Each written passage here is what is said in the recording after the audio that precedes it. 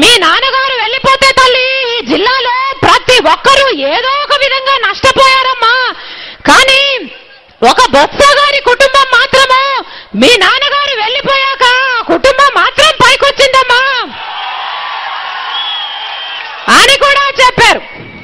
ఇంకొక మాట కూడా చెప్పారు, తల్లి ప్రభుత్వం అన్నది ప్రజల కోసం ఉందా లేకపోతే అధికారం అనుభవిస్తున్న ఇలాంటి నాయకుల కోసం ఉందా అమ్మా అని ఈ జిల్లా ప్రజలే ప్రశ్నిస్తున్నారు. నేను పాదయాత్రలో ఎన్నో జిల్లాలు తిరిగాను, కానీ బొత్స గారికి ఉన్నంత చెడ్డ పేరు ఇక ఏ నాయకుడికి నాకు కనిపించలేదు.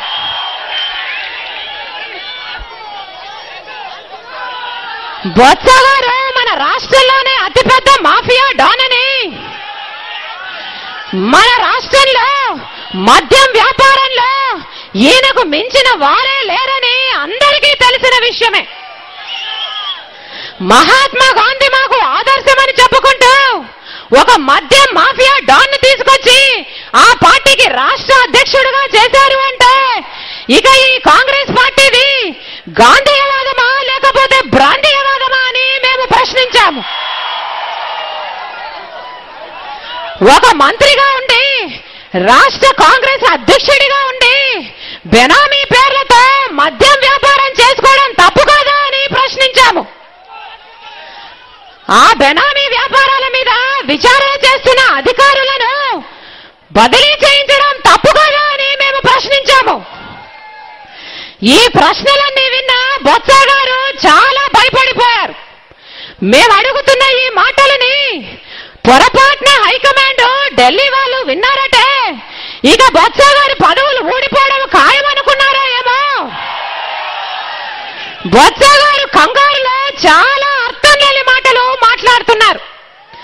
రాజశేఖర రెడ్డి గారు కొంచెం తాగేవారని, అమెరికా ప్రెసిడెంట్ ఒబామా గారు ఇంకొంచెం తాగుతారు లాంటి ఎన్నో సంబంధం లేని మాటలు, పసలేని మాటలు ఎన్నో మాట్లాడుతున్నారు బొత్స గారు.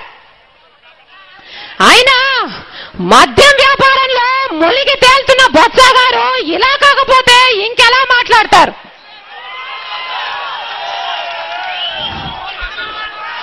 బొత్స గారిని వ్యక్తిగతంగా మేము ఎప్పుడూ విమర్శించలేదు.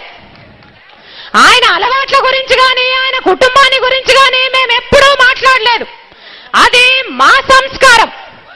కానీ బొత్స గారు చనిపోయిన రాజశేఖర రెడ్డి గారి గురించి మాట్లాడే స్థాయికి దిగజారిపోయారు. ఈ రోజు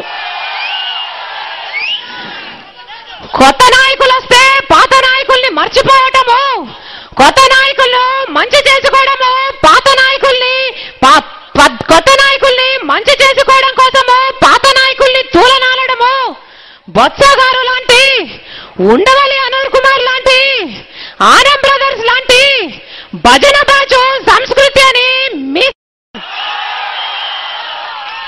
బొత్స గారు మా వారసత్వం గురించి కూడా మాట్లాడారు. బొత్స గారికి సమాధానంగా చెబుతున్నాము, మేము రాజశేఖర రెడ్డి గారి వారసులము అని చెప్పుకోవడానికి మాకు గర్వంగా ఉంది. ఎందుకంటే అది రాజశేఖర రెడ్డి గారికి ఉన్న విశ్వసనీయత అలాంటిది. రాజశేఖర రెడ్డి గారు చనిపోతే ఆ వార్త తట్టుకోలేక 660 మంది ప్రజలు ఆయనతో పాటు వెళ్ళిపోయారు అంటే రాజశేఖర రెడ్డి గారికి ఉన్న విశ్వసనీయత ఎలాంటిదో ప్రపంచమంతా చూసింది. బొత్స గారికి ఉన్న విశ్వసనీయత ఆయన జిల్లా వాళ్ళు ఆయననే చీకొడుతుంటే ఆ రోజే అర్థమైపోయింది.